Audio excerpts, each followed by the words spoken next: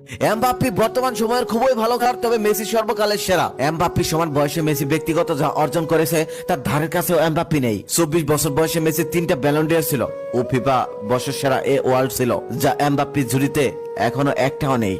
মাত্র 20 বছর বয়সে ফিফা কর্তৃক যুব বিশ্বকাপ trophy, golden ball, golden boot সবই জিতেছিলেন তিনি। এমবাপ্পের সমান বয়সে মেসির গতি ছিল 34.5 থেকে 35.5 কিলোমিটার, যদিও সেটা এমবাপ্পের থেকে 1 কিলোমিটার কম ছিল। তবে সব থেকে মজার বিষয় হচ্ছে বয়সের সাথে সাথে আর ইনজুরিতে গতি আস্তে আস্তে কমে যায়। শুধু গতি দিয়ে ফুটবল খেলা হয় না, যেমনটা হয়েছিল ব্রাজিলের লিজেন্ড রোনালদোর ক্ষেত্রে।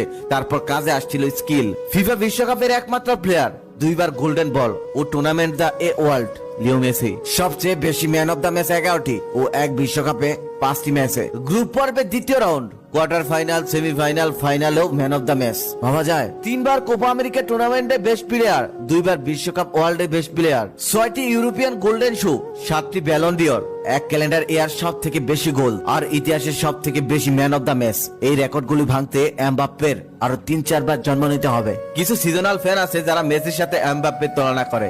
তারা হয়তো খেলা সম্পর্কে ঠিক মতো বোঝায় না বা অতীতের ধারণা নেই। এমবাপ্পে ফাইনালে ভালো খেলেছে, তবে মেসি কি দাঁড়িয়েছিল 2টা গোল, একটা অ্যাসিস্ট, সর্বোচ্চ রোলিং নিয়ে ফাইনালেও ম্যান অফ দ্য মেসি। সব থেকে